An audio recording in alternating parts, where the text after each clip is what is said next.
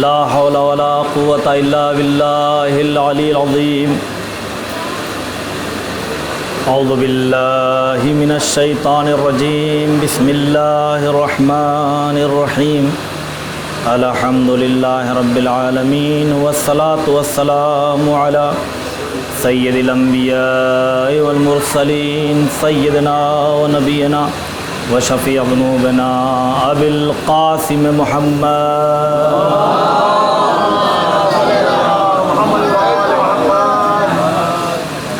وآلہ الطیبین الطاہرین المعصومین المظلومین الذین سبحت الملائکۃ بتسبیحہم وحللت الملائکۃ بتہلیلہم.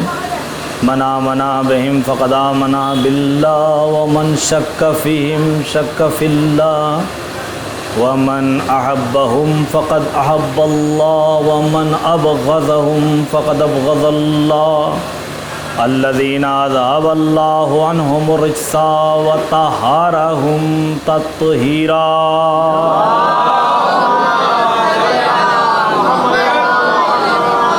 ولعنۃ اللہ علی اعدائہم اجمعین. اما بعد فقد قال اللہ تبارک وتعالی وقولہ الحق. بسم اللہ الرحمن الرحیم. تبارک الذی بیدہ الملک وَهُوَ عَلَى كُلِّ شَيْءٍ قَدِيرٌ. صلوات پڑھ دیں.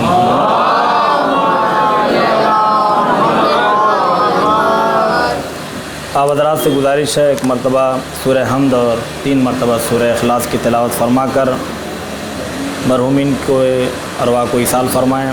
سید نذیر حسن ابن سید گدا حسین، صابرہ بی بی بنت کلب حسین، سید افتخار حسین ابن سید نذیر حسن صاحب کی روح کو بخشے.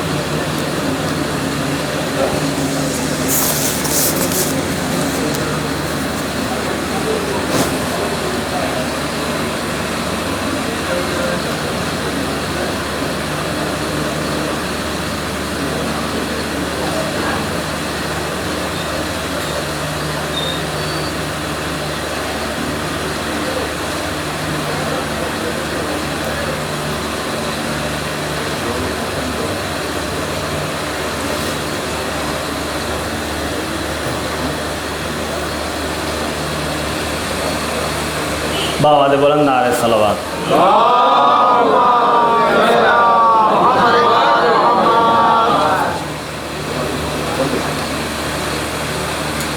خداوند عالم اپنی پاک و پاکیزہ کتاب قرآن مجید میں ارشاد فرما رہا ہے. سورہ ملک کی پہلی آیت میں اپنی قدرت اور اپنے ملک کا بیان پیش کر رہا ہے، جس میں ارشاد فرما رہا ہے کہ تبارک الذی، پہلی ہی آیت ہے تبارک الذی بیدہ الملک. مبارک ہے وہ ذات جس کے ہاتھوں میں سارا ملک ہے. وَهُوَ عَلَى كُلِّ شَيْءٍ قدیر، اور وہ ہر شے پر قدرت بھی رکھتا ہے. سارے ملک کو اس نے بنایا بھی ہے اور سارے ملک پر اس کی قدرت بھی ہے. ایسا نہیں ہے کہ بنانے کے بعد خود پھنس گیا کہ اب اس کے اختیار میں چاند اپنی مرضی سے بھاگ رہا ہے، سورج اپنی مرضی سے بھاگ رہا ہے. تو کائنات کا کوئی بھی ذرہ اپنے اختیار سے نہیں چل سکتا. سب کچھ قبضہ قدرت معبود میں ہے. یہ ناسا کا بنایا ہوا کوئی یان نہیں ہے جو گرہ پہ اترتے اترتے سمپرک اس کا ٹوٹ جائے اور بنانے والا بنا کر ہی پھنس گیا.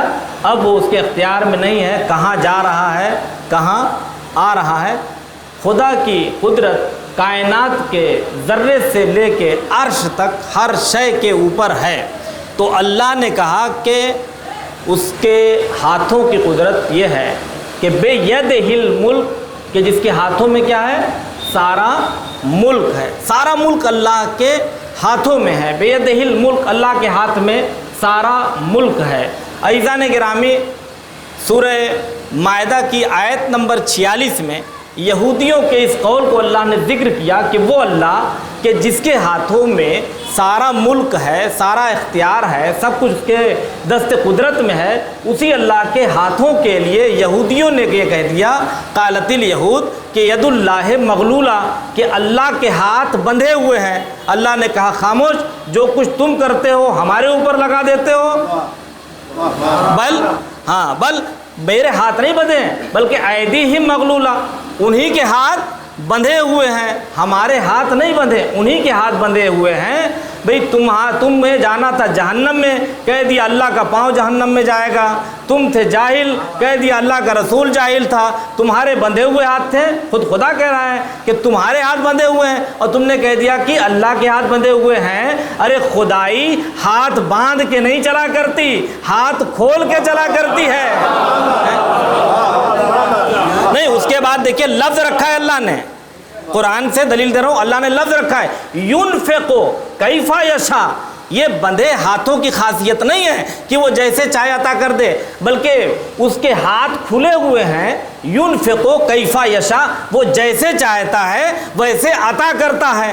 تو عطا کرنے والوں کے ہاتھ نہیں بندھا کرتے، بھائی توجہ چاہتا ہوں، ہاتھ دینے والوں کے کھلے رہتے ہیں، لینے والے کے بندھے رہتے ہیں۔ اب یہ اور بات ہے کس کا لیا ہے، کتنا لیا ہے، ایک پھل لیا ہے، ایک پیڑ لیا ہے، یا پورا باغ لے لیا ہے۔ صلوات پڑھیں محمد وآلہ۔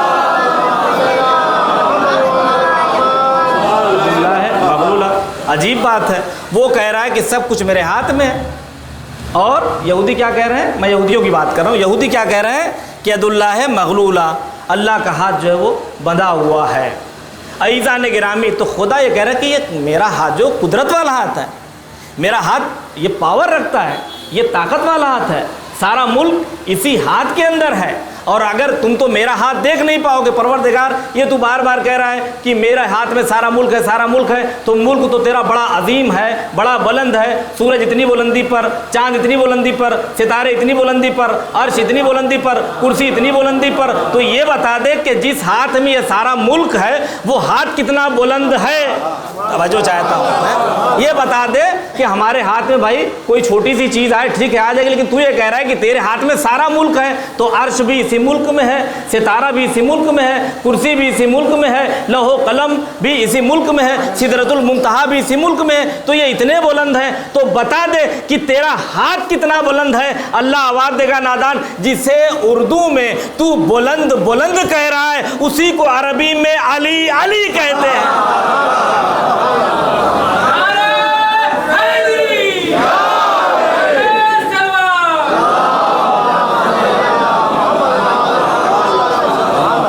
اسی کو عربی میں علی کہتے ہیں، جو امام کا نام ہے اس پر توجہ رکھیے گا، میں صرف اسی ید سے تھوڑا اشارہ لے کر آگے بڑھنا چاہتا ہوں۔ یہی وجہ ہے کہ مولائے کائنات نے یہ اشارہ جنگ خیبر میں کر دیا تھا کہ جو میں نے خیبر کو اکھاڑا تھا وہ اپنے ان ہاتھوں سے نہیں بلکہ قوت ربانیہ سے، تاکہ کسی زمانے میں اگر تمہارے ذہن میں یہ شک آ جائے کہ اگر ہم ہاتھ باندھ دیں گے تو کچھ کر نہیں پائیں گے، تو یہ میں نے اپنی اس ظاہری طاقت سے نہیں بلکہ میں نے قوت ربانیہ سے اکھاڑا تھا۔ یہی وجہ ہے کہ اللہ جس کے ہاتھوں میں طاقت ید اللہ دے دیا کرتا ہے، پھر اس کے ہاتھ اگر بندھے بھی ہوں تو اختیار سارے ملک پر ہوتا ہے۔ زینب کے ہاتھ کائنات نے باندھ دیے تھے اور یہ سوچا تھا کہ کچھ کر نہیں سکتے، بول نہیں سکتی، لیکن روایت کے جملے ہیں کہ بولنا تو درکنار، اشارت این یسکتو، صرف اشارہ کیا کہ خاموش ہو جائیں، تو سینے سے اٹھنے والی سانسوں کی آواز بھی تھم گئی، دلوں کی دھڑکنیں ٹھہر گئیں، جانوروں کی آوازیں رک گئیں، گھنٹیوں کی آوازیں رک گئیں، یہاں سب کی فطرت میں بولنا تھا۔ بھائی توجہ چاہتا ہوں، سب کی فطرت میں بولنا تھا، لیکن دست ید اللہ کی طاقت نے فطرت بدل دیا، جتنے بولنے والے تھے سب چپ ہو گئے۔ توجہ فرمائیے گا، یہ فطرت میں بولنا تھا، سب بول رہے تھے، جتنے بولنے والے تھے سب کے سب چپ ہو گئے۔ اسی طرح سے سید سجاد علیہ السلام مصلی عبادت پر ہے، مسلح عبادت پر ہیں. اب وہ ایک بڑھیا کا واقعہ جو لگاتار پڑھا جاتا ہے کہ وہ سب کا امتحان لینے کے لیے آئی، امام کے پاس بھی آتی ہے، چوتھے امام کے پاس، اور آنے کے بعد دیکھا کہ یہ بار بار نماز میں، پھر نماز میں، اور اس کے بعد امام کا جب وقفہ ہوا تو پوچھا کہ کس لیے آئی ہے. اس نے کہا کہ میں اس طرح سے، یہ کچھ سنگریزے ہیں اور جو مجھے پیغمبر سے ملے تھے، اور اس کے ذریعے سے اگر آپ کے اشارے سے یا آپ کی بات سن کر یہ سنگریزے کلمہ پڑھنے لگے، تسبیح کرنے لگے، تو میں جو ہے وہ سمجھوں گی کہ آپ کیا ہیں؟ امام. اب جیسے لوگ کہتے ہیں کہ بھائی جو علی نے 4 کتابوں کی تلاوت کی تھی پیدا ہونے کے بعد، تو یہ علی کا کمال تھوڑی تھا، یہ تو دستے رسول کا کمال تھا. تو اب امام نے بھی سوچا کہ اگر وہی سنگریزہ، اگر وہی پتھر کے ٹکڑے تسبیح اور کلمہ پڑھیں گے تو لوگ سمجھیں گے کہ کچھ نہ کچھ اس کے اندر کوئی چپ لگی ہوئی ہے جو ان کے اشارے پر آٹومیٹک بولنا شروع کر دیتی ہے. تو اب امام نے سنگریزوں سے کچھ نہیں کہا، بلکہ امام نے کہا کہ بھئی اس سے جتنا تو سوال لے کر آئی ہے، میں تو میری عبادت اس سے زیادہ ہے. امام نے ایک اشارہ یوں کر دیا تسبیح پڑھنے کا ایک اشارہ کر دیا. اب جو اشارہ کر دیا امام نے، تو چونکہ کسی کو، توجہ فرمائے گا، چونکہ کسی کو مخصوص کر کے اشارہ نہیں کیا تھا، تو مصلی سمجھا ہمیں اشارہ ہو رہا ہے، تسبیح سمجھی ہمیں اشارہ ہو رہا ہے، سجدہ سمجھی ہمیں اشارہ ہو رہا ہے، دیوار سمجھی ہمیں اشارہ ہو رہا ہے، چھت سمجھی ہمیں اشارہ ہو رہا ہے، آسمان زمین سب سمجھی ہمیں اشارہ ہو رہا ہے. تو جتنی چیزیں تھیں سب کے سب تسبیح پروردگار پڑھنے لگی. توجہ فرما رہے ہیں؟ وہاں پر جتنے بول رہے تھے سب کی فطرت میں بولنا تھا، جتنے بول رہے تھے سب چپ ہو گئے. یہاں جتنے تھے سب کی فطرت میں خاموش رہنا تھا، اشارہ ہوا سب بولنے لگے. ایک صلوات پڑھ دے محمد.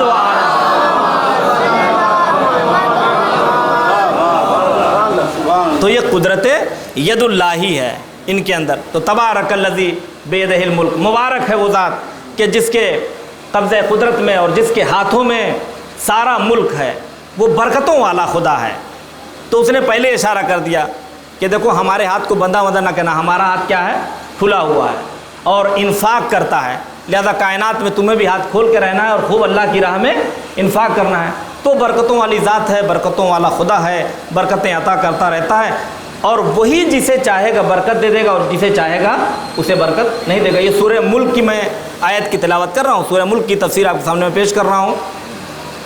اور یہ سورہ جو سورہ ملک ہے، میں صرف تھوڑا سا ایک اشارہ کر دوں اس کی طرف. بہت سے لوگ جو ہے وہ بابا وغیرہ کے پاس پریشان ہو کے چلے جاتے ہیں دعا تعویذ لینے کے لیے، اور ہمارے ڈاکٹر صاحب بھی مثلا موجود ہیں جو دانتوں کا علاج میں نے دیکھا ہے ان کو کرتے ہوئے. تو ایک علاج میں بھی بتا دے رہا ہوں. سورہ ملک کی جو 23ویں آیت ہے اس کے لیے حضرت محمد مصطفیٰ صلی اللہ علیہ وآلہ وسلم کا ارشاد ہے کہ اگر کسی کے دانت میں درد ہو تو آیت نمبر 23 کو 7 مرتبہ پڑھ کر وہاں پر انگلی رکھ کے پڑھ دیجئے، وہ درد انشاءاللہ تعالیٰ نکل جائے گا. تو ڈاکٹر صاحب جہاں انجیکشن کام نہ کرے وہاں پہ انگلی رکھ کے 7 مرتبہ جو ہے وہ یہ آیت پڑھ دیے گا. صلوات پڑھ دیں محمد وآلہ محمد. عزیزان گرامی، جو اس سورہ کی تلاوت کرے گا شب و روز اسے شب قدر کی عبادتوں کا ثواب دیا جائے گا. یعنی اب چونکہ جب برکت والا سورہ ہے تو خود اس سورہ کی کیا برکت ہے، پہلے یہاں سے بات شروع کی، سورہ کی برکت کیا ہے. تو جو اسے پڑھے گا اس کے لیے ہے کہ یہ جہنم کے درمیان اور پڑھنے والے کے درمیان صبر بن جائے گا. یہاں تک کہ مرنے کے بعد جب انسان قبر میں جائے گا تو 2 طرح کے فرشتوں کا ذکر ہے. ایک جو ہے منکر نکیر کا ذکر ہے، اور ایک کیا ہے؟ مبشر و بشیر کا ذکر ہے. اور یہ بھی ہو سکتا ہے کہ فرشتے وہی ہوں، جیسے اعمال ہوں ویسے ان کا چہرہ بن جاتا ہو اور نام ویسا ان کا ہو جاتا ہو، مبشر و بشیر یا منکر و نکیر. تو اگر منکر نکیر آئیں گے قبر کی طرف اور جیسے ہی قدموں کی طرف سے آنا چاہیں گے تو قدم سے آواز آئے گی کہ خبردار. چونکہ منکر نکیر جو آئیں گے تو عذاب کے فرشتے آئیں گے نا، یعنی عذاب کا فرشتہ اگر آئے گا قدموں کی طرف سے، یعنی ہر طرف سے نو انٹری کا بورڈ لگا رہے گا، نو انٹری کا بورڈ لگا رہے گا ہر طرف سے۔ قدموں کی طرف سے آئیں گے تو قدم سے آواز آئے گی کہ تو کس کی قبر میں آ رہا ہے، ادھر سے آنے کی اجازت نہیں ہے، اس لیے کہ ان قدموں پر وہ کھڑا ہوتا تھا جو اپنی زبان سے سورہ ملک کی تلاوت کیا کرتا۔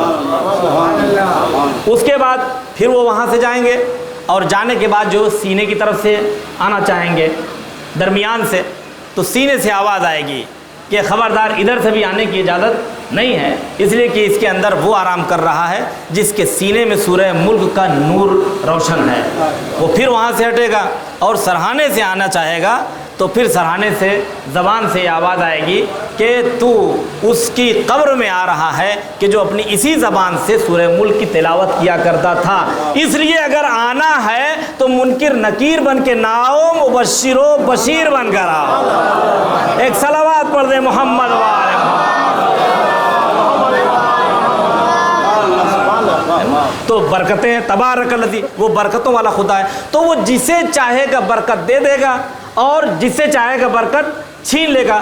اگر وہ برکت دیتا ہے کسی کو، برکت بہت سی چیزوں میں ہوتی ہے، کسی کے علم میں برکت ہوتی ہے، کسی کے مال میں برکت ہوتی ہے، کسی کے عمر میں برکت ہوتی ہے، کسی کی نسل میں برکت ہوتی ہے، کسی کے کام میں برکت ہوتی ہے، کسی کے نام میں برکت ہوتی ہے۔ اب وہ جتنی برکت جسے دے دے اور جس سے چاہے برکت چھین لے۔ اگر وہ کسی کے علم میں برکت دیتا ہے تو 3 دن کا بچہ بھی 4 آسمانی کتابوں کی تلاوت کرتا ہوا نظر آتا ہے۔ اگر وہ کسی کو برکت دیتا ہے تو 3 دن کا بچہ 4 آسمانی کتابوں کی تلاوت کرتا ہوا نظر آتا ہے، اور اگر وہ کسی کے علم سے برکت چھین لیتا ہے تو 40 سال کے بعد بھی سورہ بقرہ یاد نہیں ہو پاتی ہے۔ ایک صلوات پڑھ دے محمد وآل محمد۔ تو یہ برکت تو خداوند عالم دینے والا ہے۔ تو کسی کے علم میں برکت ہوتی ہے، کسی کے عمل میں برکت ہوتی ہے، کسی کے عمل میں اور کسی کے عمل میں اللہ برکت نہیں دینا چاہتا تو لاکھ عمل کر لے برکت نہیں مل سکتی ہے۔ انسان اپنے پروردگار سے اپنی زندگی میں سب سے زیادہ قریب کس حالت میں ہوتا ہے؟ انسان بہت سی عبادتیں کرتا ہے، لیکن سب سے قریب اپنے پروردگار سے کب ہوتا ہے ایک انسان؟ حالت نماز میں۔ حالت نماز میں بھی سب سے قریب ایک انسان اپنے خدا سے کب ہوتا ہے؟ حالت سجدہ میں۔ توجہ فرمائیے گا، حالت سجدہ میں جب انسان سجدہ کرتا ہے، خاک پر اپنی پیشانی رکھتا ہے، تو اب حقیقت میں وہ اپنے وجود کے ساتھ اپنی ذلت کا اقرار کرتا ہے اور خدا کی عظمت کا اقرار کرتا ہے۔ لہذا ایسی حالت میں وہ اللہ کے سب سے زیادہ قریب ہوتا ہے۔ تو سجدہ ایسی چیز ہے کہ جو انسان کو، جو مخلوقات کو اپنے رب سے قریب کرتی ہے۔ ایک ایسی اللہ کی مخلوق ہے جس نے زمین کے چپے چپے پر اللہ کا سجدہ کیا، توجہ فرمائیے گا، تو اسے اللہ سے کتنا قریب ہونا چاہیے۔ تو اگر اللہ کسی کے عمل سے برکت چھین لیتا ہے تو زمین کے چپے چپے پر سجدہ کرنے کے بعد بھی اپنی بارگاہ سے اسے دور نکال دیتا ہے، اور اگر کسی کے عمل میں برکت دیتا ہے تو علی کی ایک ضربت عبادت ثقلین پر بھاری قرار دیتا ہے۔ صلوات پڑھ دے محمد۔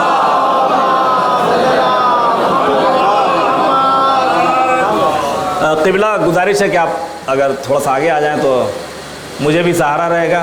ایک صلوات پڑھ دے محمد و آل محمد۔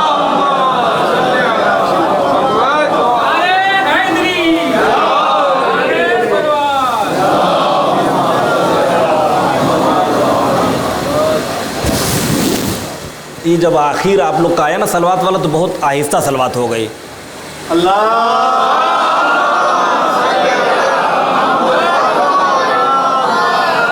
تو اللہ اگر عمل میں برکت دیتا ہے تو وہ برکت دے، تبارک الذی بیدہ، اسی کے ہاتھوں میں سارا ملک ہے، وہ جسے چاہے برکت دے اور جسے چاہے برکت نہ دے، وہ جس کے مال میں چاہے برکت دے اور چاہے تو مال میں برکت نہ دے۔ بہت بڑے بڑے مالدار لوگ تھے، دھنی بھی تھے، غنی بھی تھے، لیکن ان کے 1 روپے کا بھی اسلام کے اوپر کوئی فائدہ نظر نہیں آیا۔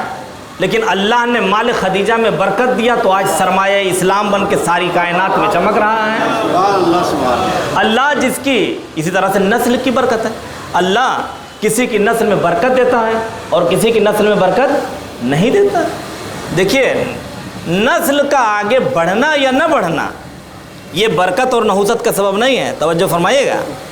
برکت کا مطلب کیا ہے کہ بھائی انسان کس لیے چاہتا ہے اپنی نسل کہ اپنا مقصد آگے بڑھا سکے۔ اگر نسل مقصد آگے بڑھا رہی ہے اس کا مطلب یہ ہے کہ نسل میں خداوند عالم نے برکت عطا کیا ہے۔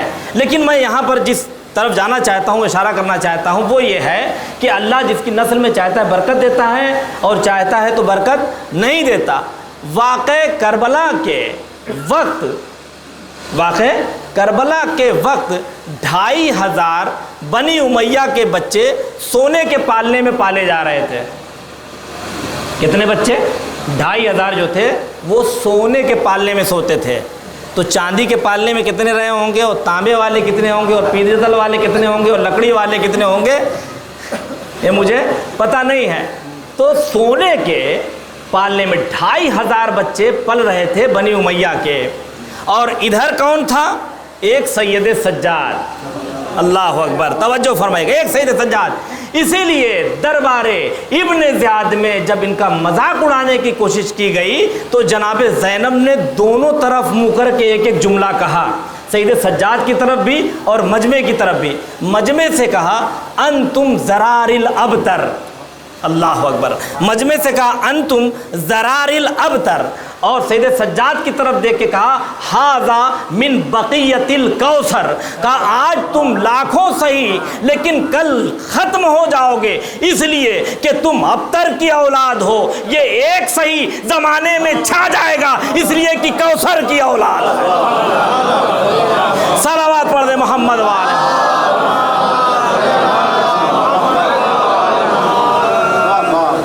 اس لیے کہ یہ کوثر کی اولاد ہے۔ تو اللہ جسے برکت دینا چاہے، خدا کسی کے کام میں برکت نہیں دیتا، اللہ کسی کے کام میں برکت نہیں دیتا، اور دینے پہ آتا ہے تو کسی کے نام میں برکت دے دیتا ہے۔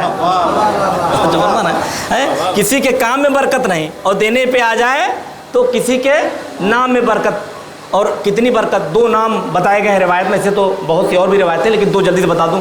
ایک محمد اور ایک فاطمہ، جس گھر میں یہ نام ہوں گے اس گھر میں کبھی فقر و فاقہ داخل نہیں ہو سکتا ہے۔ ایک صلوات پڑھ دیں محمد والے۔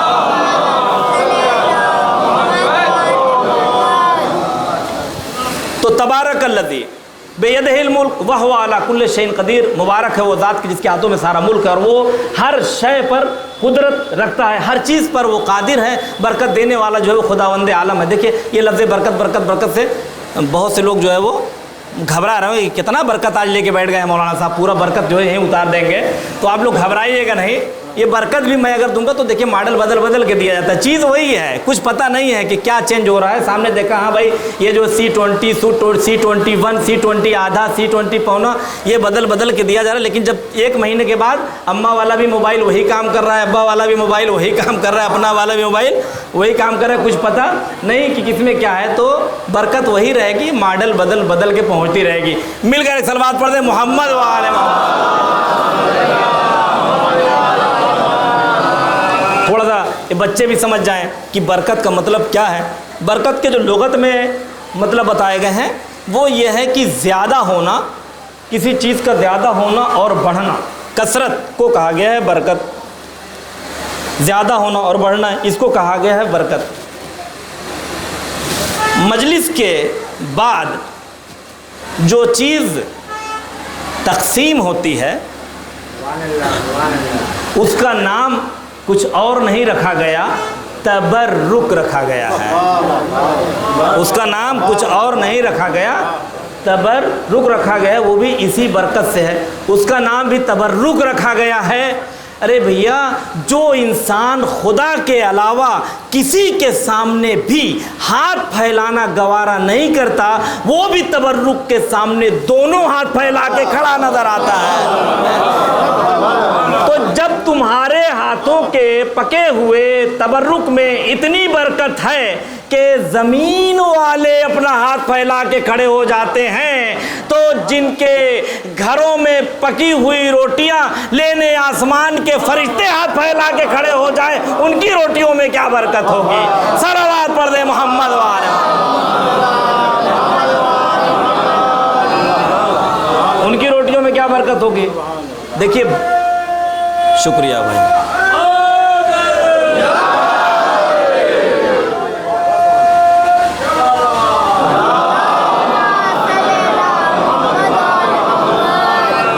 دیکھیے، ایک جگہ ہم مجلس پڑھنے گئے اور خوب محنت سے پڑھ رہے تھے اپنے حساب سے، بھائی مولوی تو چاہتا جتنی محنت ہو سکتی ہے کرتا ہے۔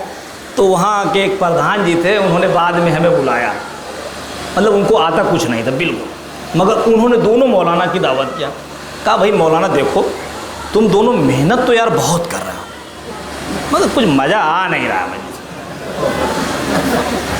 تو کچھ لوگ اس چیز کو بہرحال محسوس کر لیتے ہیں، اور کچھ مومنین ایسے ہیں کہ جو واقعہ دیکھتے ہیں کہ بھائی مولوی تو بڑی محنت سے کر رہا ہے، تو کم سے کم چلو کس کے صلوات تیزی سے اور ایک نعرہ ہی لگا دیا جائے، مل کر بلند آواز بآواز بلند۔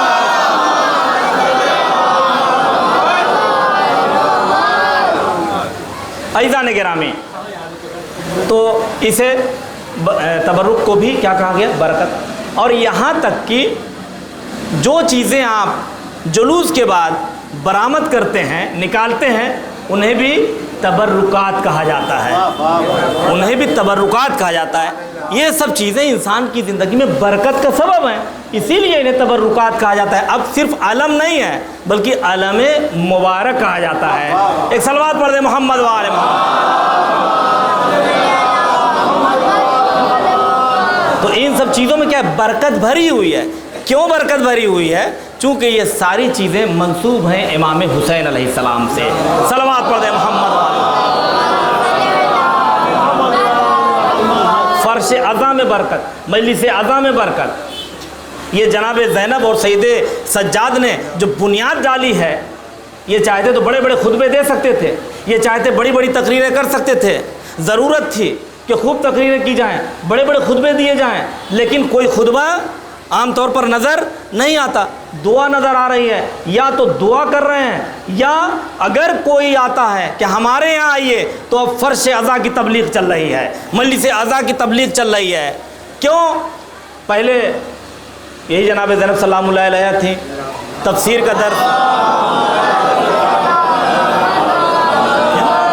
تفسیر کا درس، احکام کا درس، یہ ساری چیزوں کا درس۔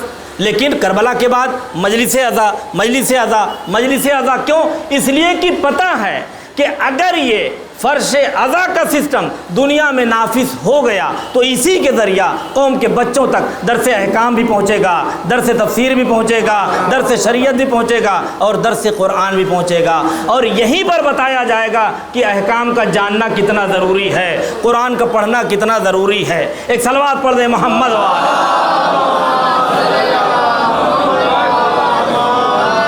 اور دیکھیے فرش عزا کی برکت خود چوتھے امام نے بتایا کہ فرش عزا کی اہمیت کیا ہے۔ کہاں پر بتایا تھا؟ میں مصائب میں بھی نہیں جا رہا ہوں اور جلدی آ رہا ہوں اس طرف، صرف میں ایک اشارہ کر دوں کہ جب کسی نے پوچھا کہ آپ فرش سے اٹھ کر وہاں پر کیوں ہیں، تو جہاں بہت سے جواب ہیں، امام نے یہ بھی کہا کہ میں نے دیکھا کہ اسی فرش پر میرے جد رسول خدا بھی آ رہے ہیں، علی مرتضیٰ بھی آ رہے ہیں، امام حسن بھی آ رہے ہیں، امام حسین بھی آ رہے ہیں، تو بھیا تمہارے پاس آنے والوں کتنی بڑی پریشانی ہوگی۔ ارے اس فرش پر جو آتے ہیں وہ ہیں جنہوں نے آدم کی پریشانی دور کیا، نوح کی پریشانی دور کیا، ابراہیم کی پریشانیوں کو دور کیا۔ وہ آتے ہیں کہ جن کے نام کی برکت سے اللہ نے کائنات کو خلق کیا، زمین کو خلق کیا، سورج کو خلق کیا، چاند کو خلق کیا، وہ اس فرش پر آتے ہیں، تو اس سے بڑی برکت اور کیا چاہیے۔ اور ایک میں ظاہری برکت بتا دوں، یہاں تک بیٹھا ہوا مجمع اس بات کا گواہ ہے کہ دنیا کے کسی بھی اسٹیج میں چلے جائیں، کسی پروگرام میں چلے جائیں، کسی جلسے میں چلے جائیں، کسی بزم میں چلے جائیں، ہر جگہ یہی کہا جاتا ہے تھوڑا سا پیچھے چلے جائیے، تھوڑا سا پیچھے چلے جائیے، تھوڑا سا پیچھے چلے جائیے۔ یہ صرف فرش عزا کی برکت ہے، بیٹھنے والوں کو پیچھے نہیں کیا جاتا، تھوڑا سا آگے چلے آئیے۔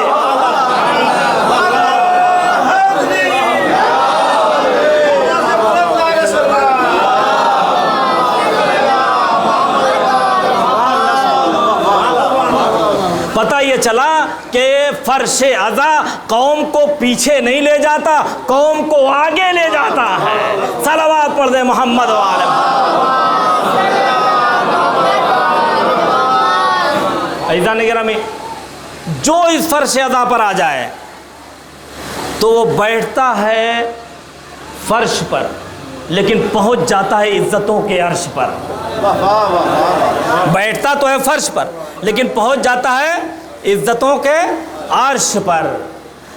بہت تعجب ہوتا ہے ان لوگوں پر جو فرش عزا پہ بیٹھنے کے بعد بھی جنت کا پتہ ڈھونڈتے ہیں، جنت کے پتے کی تلاش میں ہیں کہ جنت ابھی شاید مولانا کوئی سی بات بتا دیں کہ جنت مل جائے گی۔ بھئی فرش عزا پر بیٹھ کر جنت کا پتہ پوچھنا ایسے ہی ہے جیسے میں یہاں بیٹھ کے دانش بھائی کے گھر کا ایڈریس پوچھوں۔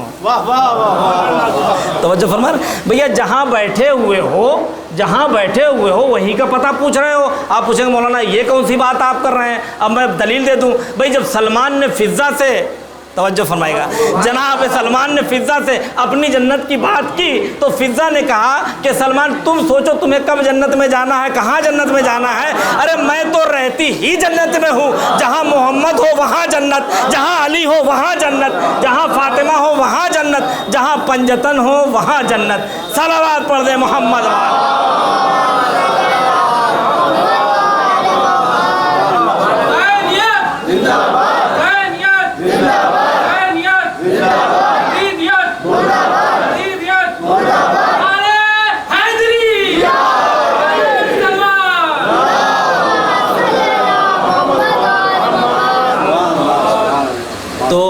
یہ فرش عزا یہ برکتوں کا سلسلہ ہے۔ اسی فرش عزا کے ذریعے سے پورا دین ہم تک پہنچ رہا ہے، پورا اسلام ہم تک پہنچ رہا ہے، یہیں سے پورے دین کی اہمیت بتائی جاتی ہے۔ تو جو سورس آف برکت ہے وہ کون ہے؟ تبارک الذی بیدہ الملک۔ سورس آف برکت جو ہے وہ خدا ہے، لیکن حضور ہر سورس بیکار ہے اگر اس میں فورس نہ ہو، ہے نا؟ سورس تو لگایا آپ نے لیکن اس میں کوئی فورس نہیں تھا تو سورس کیا ہو گیا؟ سب بیکار ہو گیا۔ تو جس طرح سے برکت کا سورس ہے اسی طرح سے برکت کا فورس بھی ہے۔ سورس ذات خدا ہے اور فورس انسان کی نیت ہے۔ جیسی نیت ویسی برکت، جیسی نیت ویسی برکت۔ اگر نیت اچھی ہے تو برکت زیادہ ہوگی، اور اگر نیت خراب ہے تو پھر برکت نہیں ہوگی۔ پھر وہی کہ جب نیت میں نحوست تو پھر ساری چیزوں میں نحوست نظر آئے گی، اور اگر نیت میں برکت تو صحیح حدیث معصوم ہے کہ من حسنت نیتہ زیادہ فی رزق ہی، جس کی نیت اچھی ہوتی ہے اللہ اس کے رزق میں اضافہ کر دیا کرتا ہے، اس کے مال میں اضافہ کر دیا کرتا ہے۔ اب نوشیروان عادل کا ایک واقعہ ملتا ہے کہ ایک واقعہ تو مشہور ہے، میں نتیجہ اس سے نکالنا چاہتا ہوں کہ ایک جنگل سے گزر رہا تھا تو جنگل میں اسے پیاس لگی، بھوک لگی، اور اس نے دیکھا کہ ایک ضعیفہ ہے۔ اس نے دیکھا کہ مسافر لوگوں نے پوچھا کیا ہوا، کہا کہ ہمیں پیاس لگی ہے۔ کہا کوئی بات نہیں، آپ لوگ بیٹھیے، ابھی جو ہے ہم دودھ لا کر دیتے ہیں آپ کو شیر۔ وہ جاتی ہے اور جانے کے بعد بکری سے تھوڑا دودھ لے کر آتی ہے، اور جب لے کے آنے لگی تو اپنے برتن کی طرف دیکھتی ہے اور کہتی جاتی ہے کہ لگتا ہے کہ یہاں کے بادشاہ کی نیت میں کوئی کھوٹ آ گیا ہے۔ بادشاہ بڑا پریشان ہوا، اس نے بلایا اور کہا کہ ضعیفہ یہ بتا دے کہ یہ تو نے کیا کہا، چونکہ وہ پہچانتی نہیں تھی، کہا یہ تو نے کیا ابھی بڑبڑا رہی تھی کہ مجھے لگتا ہے کہ بادشاہ کی نیت میں کوئی کھوٹ آ گیا، تو یہ تمہیں کیسے سمجھ میں آ گیا کہ بادشاہ کی نیت میں کوئی فطور آ گیا ہے، کوئی کھوٹ آ گیا ہے؟ اس نے کہا کہ حضور آج کے پہلے جب بھی ہم بکری سے دودھ نکالتے تھے تو پتیلی بھر جاتی تھی اور دوسری پتیلی بھی لانا پڑتا تھا، اور آج جب ہم نے نکالا تو آدھی بھی صحیح سے نہیں بھر پائی ہے، تو جس سے مجھے سمجھ میں ہم لوگ سمجھ لیتے ہیں جب برکت ختم ہو جاتی ہے سمجھ جاتے ہیں کہ بادشاہ کی نیت خراب ہو چکی ہے، اور جب برکت زیادہ ہوتی ہے تو سمجھ جاتے ہیں کہ بادشاہ کی نیت صحیح ہے۔ ایک مرتبہ نوشیروان عادل نے مسکرا کے کہا کہ تیرا کہنا صحیح ہے، میں ہی یہاں کا بادشاہ ہوں۔ جب میں نے یہاں تم لوگوں کے اتنے زیادہ جانور دیکھے تو میں نے سوچا کہ اگر تھوڑا سا ٹیکس لگا دیا جائے تو ان کو کوئی نقصان بھی نہیں ہوگا اور حکومت کا فائدہ بھی ہو جائے گا۔ تو پتہ چلا کہ نیت جہاں سے بدلی وہیں سے برکت ختم ہونا شروع ہو گئی۔ اب میں اپنے چھوٹے بچوں کے لیے ایک مثال دے دوں تاکہ ان کے ذہنوں میں بھی بالکل یہ بات بیٹھ جائے کہ نیت ہمیں صحیح ہے، چھوٹے بچوں کے لیے ہے۔ ماشاءاللہ یہاں بہت پڑھے لکھے لوگ رہتے ہیں، اور میں یہی کہا کرتا ہوں کہ اگر کہا جاتا ہے کہ مظلوم کی ایک آہ جو ہے وہ عرش ہلا دیتی ہے، تو میں یہاں پہ ایک جملہ کہتا ہوں پڑھے لکھے مجمع کے لیے کہ جس طرح سے مظلوم کی ایک آہ سے پورا عرش ہل جاتا ہے، تو ٹینشن نہ لیا کریں لوگ، اگر پڑھے لکھے لوگوں کی ایک واہ نکل جائے تو سمجھ لیجیے پورا فرش ہل گیا ہے۔ سمجھ رہے ہیں؟ تو میں بچوں کے لیے اگزامپل دینا چاہتا ہوں، ایک مثال دینا چاہتا ہوں کہ ہمیشہ اپنی نیت میں کبھی فتور نہ لے کر آنا، نیت ہمیشہ بلند رکھنا۔ ایک پڑوسی، اب دیکھیے پڑوسی بھی اگر کبھی پڑوسی کو جلدی پنپتے ہوئے نہیں دیکھ سکتا، ہیلپ کرنی چاہیے نا، آگے بڑھنے میں ہیلپ کرنی چاہیے، لیکن اگر بڑھتا ہے تو پڑوسی پریشان ہونا شروع ہو جاتا ہے۔ ایک جو ہے وہ جوہری تھا جو ہیرا بیچتا تھا، اور ایک کسان تھا جو کھیتی کرتا تھا۔ اب یہ جو کسان بیچارہ تھا، یہ ایک مرتبہ اس نے کدو کا درخت لگایا۔ اب جو درخت لگایا تو بہت سے کدو نکلے، لیکن ایک کدو بہت بڑا وہاں پر پیدا ہو گیا کھیت میں۔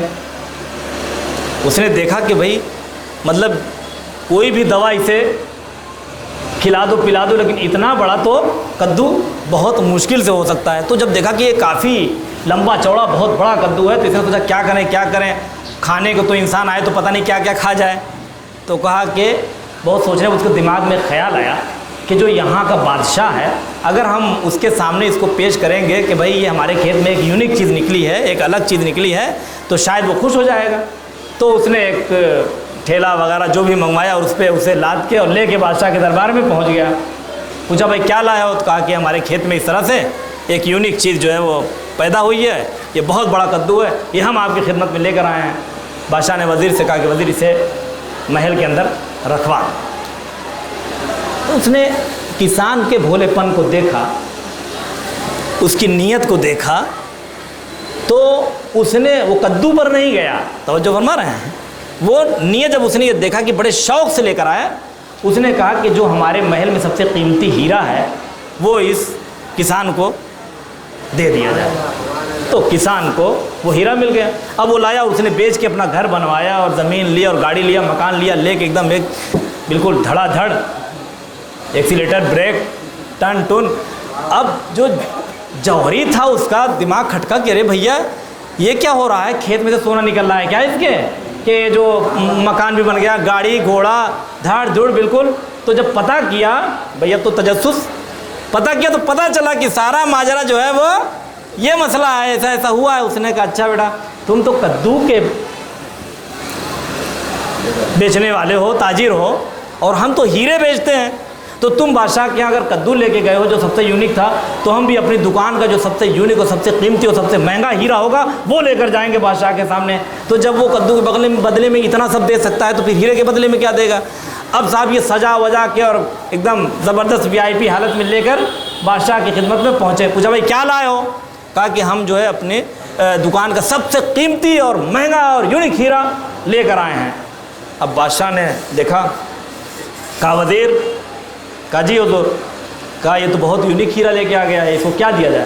کہا حضور ایک ہی ہیرا تھا تو وہ تو آپ نے اس کو دے دیا تھا۔ کہا تب کیا کیا جائے؟ کہا وزیر جی حضور، کہا دیکھو پورے محل میں جا کے سب سے یونیک چیز جو ملے وہ اسے دے دو۔ اب وزیر نے پورے محل میں دیکھا، کہا حضور کہا سب سے یونیک چیز تو وہی کدو ہے جو کسان دے کر گیا تھا. کہا وہی اس کو دے دو. گاڑی بلوائی جائے, سواری کا انتظام کیا جائے, اسے سجایا جائے اور اس کدو کو بڑے احترام کے ساتھ اس جوہری کے گھر تک پہنچا دیا جائے. تو پتہ چلا کہ اگر نیت اچھی ہو تو کدو کے بدلے میں ہیرا ملتا ہے, اور اگر نیت خراب ہو تو ہیرے کے بدلے میں کدو ملتا ہے. صلوات پڑھ دے محمد و آل محمد.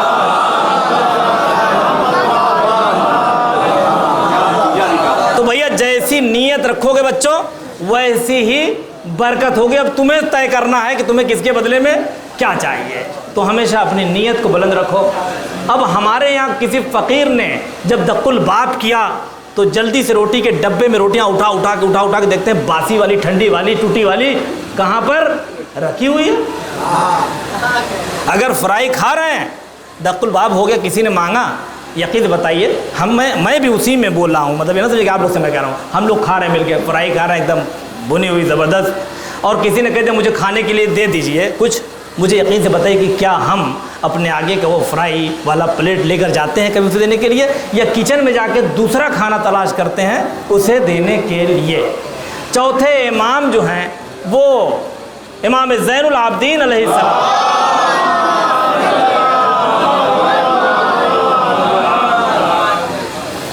بادام اور شکر کا صدقہ زیادہ دیا کرتے تھے. بادام اور شکر کا صدقہ.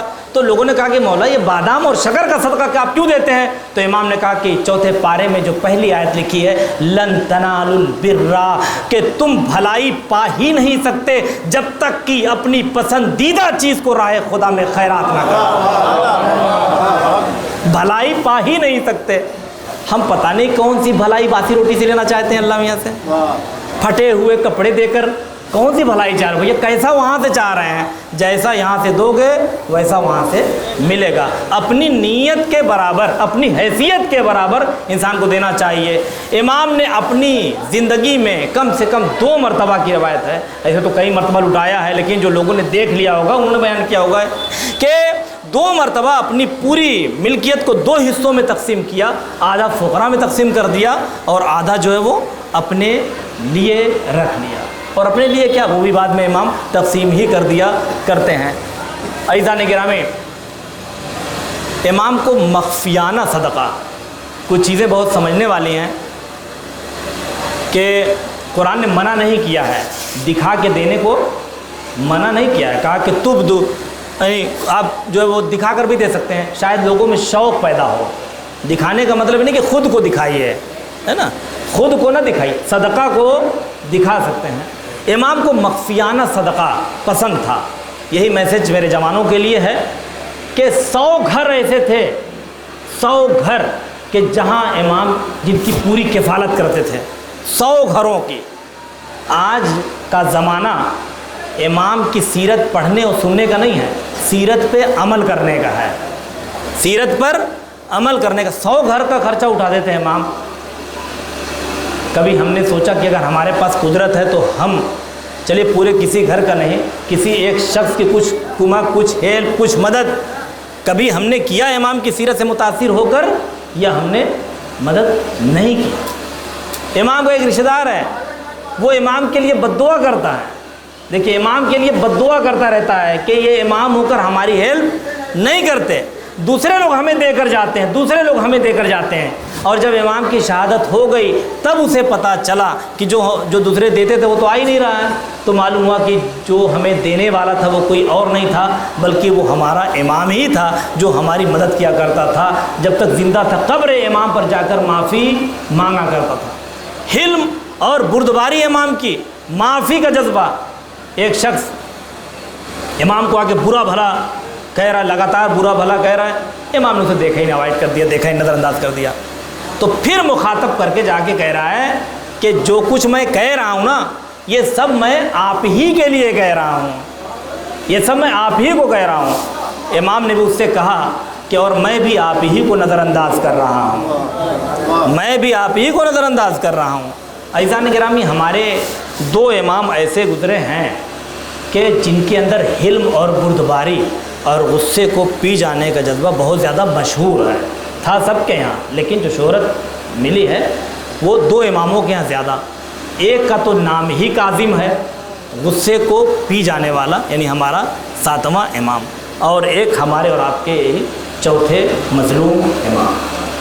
اور آپ یہ دیکھیے کہ کوئی انسان غصے والا ہو، غلطی کرتا ہو، دشمن زیادہ بنائے ہوئے ہو، لوگوں سے لڑتا جھگڑتا ہو، اس پر ظلم و ستم اگر ہوں تو ایک الگ بات ہے.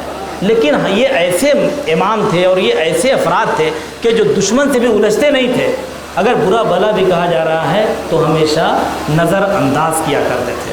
اور سب سے زیادہ جو قید ستم سہنا پڑا ہمارے انہی دونوں امام. 7ویں امام بھی قید خانے میں، اور چوتھا امام ہمارا مظلوم امام وہ بھی قید خانے میں. اور دونوں کی کیفیت قید خانے میں عجیب تھی. 7ویں امام اس طرح سے قید میں تھے کہ جسم نظر نہیں آتا تھا، صرف لباس نظر آتا تھا، صرف لباس، ایک کپڑا جیسے نظر آئے. اس طرح سے امام لاغر ہو گئے تھے. تو آخر جسم کہاں تھا امام کا؟ تو جب آپ 7ویں امام کی زیارت پڑھیں گے تو اس میں ملے گا آپ کو کہ السلام علی المزغ المقطع، السلام علی العظام الملمع، سلام ہو ہمارا رنج سہنے والی ہڈیوں پر. 7ویں امام جس قید خانے میں تھے اس میں لوہے کی سیڑھیاں تھیں. جب زہر کا اثر ہوتا ہے نا تو انسان کا جسم حرکت کرتا ہے، اور امام اس سیڑھیوں کے لوہے میں جا جا کر ٹکراتے تھے تو جسم سے گوشت کے ٹکڑے الگ الگ ہو جاتے تھے. لہذا زیارت کا دوسرا ٹکڑا ہے کہ وہ السلام علی المزغ المقطع، سلام و ہمارا امام کے جسم سے جدا ہونے والے گوشت کے ٹکڑوں. اور چوتھے امام کے لیے زیارت ناہیہ میں ہم پڑھتے ہیں کہ سلام ہو ہمارا اس قیدی پر، اس بیمار پر کہ ہتکڑیاں اور بیڑیاں جس کے جسم کا گوشت اور ہڈیاں کھا گئے، لوہے جس کی ہڈیوں اور گوشت کو اذیت کرتے رہے. عزاداران مظلوم کربلا، کوئی امام پر روئے یا نہ روئے لیکن در و دیوار امام پر رو رہے. ہتکڑیاں بیڑیاں جو ہیں یہ امام پر روتی رہی، امام پر زمین و آسمان روتا رہا. عزاداران مظلوم کربلا، امام کا جسم کتنا زخمی تھا. دربار ابن زیاد میں امام حسین علیہ السلام کا سر ایک تشت پہ رکھا ہوا ہے. ایک شخص آتا ہے، کہتا ہے ابن زیاد جب حسین میدان میں حملہ کر رہے تھے تو میں بھی اس میں زخمی ہوا تھا، اور میں یہ چاہتا ہوں کہ میں حسین سے قصاص لوں، میں بدلہ لوں. ابن زیاد نے سر کو آگے کر دیا اور کہا کہ یہ کوڑا ہے، چابک ہے، اسے لے لے اور اپنا بدلہ لے لے. جیسے ہی وہ آگے بڑھنا چاہتا تھا کہ میرا بیمار امام آگے بڑھ جاتا ہے، ہتکڑیوں والے ہاتھ کو سے اشارہ کر کے یہ کہتا ہے کہ تجھے بدلہ ہی لینا ہے نا تو میرے بابا کے کٹے ہوئے سر پر کوڑا کہاں مارے گا؟ وہ تو ایسے ہی مظلوم ہے، کٹی ہوئی گردن ہے. اگر تجھے تازیانہ مارنا ہے تو میں تو اتنے تازیانے کھا ہی رہا ہوں، تو بدلہ حسین سے نہ لے بلکہ سید سجاد سے لے لے. وہ تازیانہ لے کر امام کے قریب آتا ہے. ایک مرتبہ امام اپنی پشت سے کپڑا ہٹا دیتے ہیں، وہ چاروں طرف گھومتا رہتا ہے اور کچھ سمجھ میں نہیں آتا. ابن زیاد کہتا ہے عجیب شخص ہے، ابھی تک تو بدلہ لینے کے لیے کہہ رہا تھا، اب صرف چاروں طرف گھوم رہا ہے، تازیانہ کیوں نہیں لگاتا؟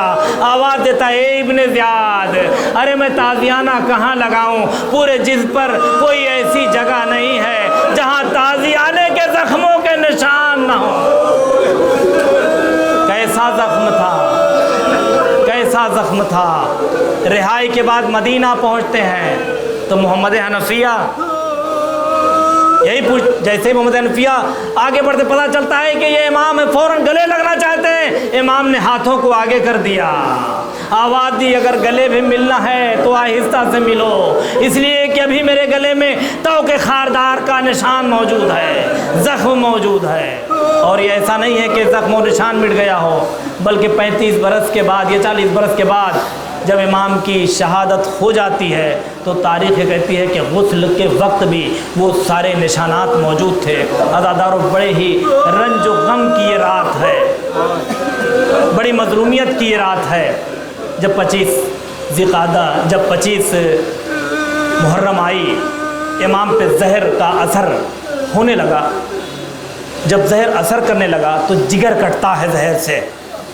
میرا امام وہ تھا جو اپنے بابا کی یاد میں اتنا روتا تھا کہ آنکھوں سے خون جاری ہو جاتا تھا.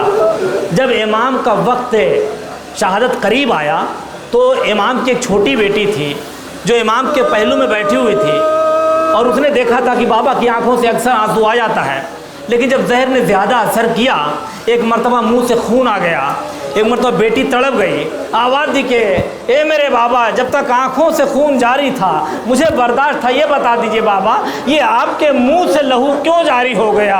باپ نے ایک مرتبہ بیٹی کے سر پہ اپنے ہاتھوں کو پھیرا، آواز دی بیٹی تو جانتی نہیں ہے تیرا بابا اس دنیا سے جانے والا ہے، لیکن تو بڑی خوش نصیب ہے کہ بابا اس دنیا سے جا رہا ہے اور تو سرہانے بیٹھی ہوئی ہے. اے بیٹی، ارے تیرا بابا بھی بڑا خوش نصیب ہے کہ گھر والوں کے درمیان مرگ شہادت موجود ہے، لیکن ہائے رے جب میرا بابا شہید ہو رہا تھا چاروں طرف سے اشکیاں نے گھیر رکھا تھا، کوئی پتھر مار رہا تھا، کوئی تلوار مار رہا تھا، کوئی نیزے مار رہا تھا. آواز دیتے ہیں کہ ابھی تھوڑی دیر میں اے میری بیٹی، ابھی تھوڑی دیر میں تو یتیم ہو جائے گی، لیکن گھبرانا نہیں، تجھے دلاسا دینے کے لیے ارے پورا مدینہ آ جائے گا. لیکن جب میرا بابا اس دنیا سے گیا تھا، میری بہن سکینہ جب یتیم ہوئی تو ارے کوئی آگے بڑھ کے دلاسا دینے والا نہیں تھا،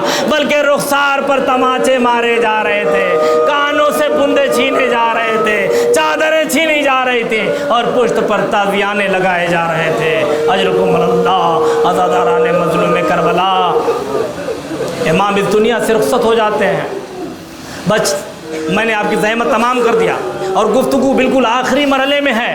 دیکھیے یہ وہ امام ہے جو آپ سے پرسہ لینے کے لیے ہر مجلس میں آتا ہے، لیکن آج اسی امام کا پرسہ ہمیں دینا ہے. تو آج چاردہ معصومین کی خدمت میں ہمیں اپنے اس غریب امام کا پرسہ دینا ہے. یہ خاندان اہل بیت میں ارے پہلا جنازہ تھا جو بڑے اہتمام سے اٹھایا گیا. اس کے پہلے جب رسول کا جنازہ اٹھا تھا تو چند لوگ تھے، علی کا جنازہ اٹھا اس میں بھی بڑے مختصر سے افراد تھے.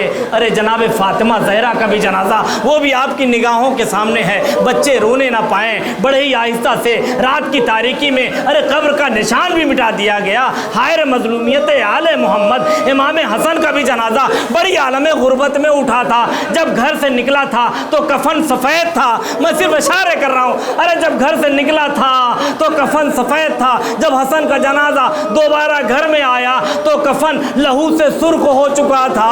اتنے تیر مارے گئے تھے جنازے پر. تو حسن کا بھی جنازہ غربت میں اٹھا. اور امام حسین کا جنازہ ارے کون تھا جو جنازہ اٹھاتا؟ کچھ بنی اسد کے لوگوں کے ساتھ ہمارے چوتھے امام نے ہی مل کے جنازے کو دفن کروایا تھا. ہاں عزادارو، مدینے میں خبر ہوئی شیعوں کا امام مر گیا، شہید ہو گیا، مارا گیا. ایک مرتبہ پورا مدینہ جمع ہو جاتا ہے. بڑا قیمتی کفن دیا گیا. ارے پورا مدینہ جمع ہو گیا. اور جب جنازہ نکلا، جب بھیڑ زیادہ ہوتی ہے تو آپ جنازے کی حالت دیکھتے نا. ارے امام محمد باقر آگے آگے آواز دیتے ہوئے جاتے تھے، اے اٹھانے والوں ارے ذرا آہستہ آہستہ چلنا، میرا بابا بڑا زخمی ہے. عجب نہیں جنازے سے آواز آئی ہو، اے سجاد ارے میرا جنازہ تو بڑا آہستہ آہستہ، مگر میرے بابا کا جنازہ ارے پامال کرنے کے لیے ایک نہیں 10 گھوڑوں کی نعل بندی کی جا رہی تھی. حسین کا جنازہ مقتل کربلا میں پامال ہوتا رہا.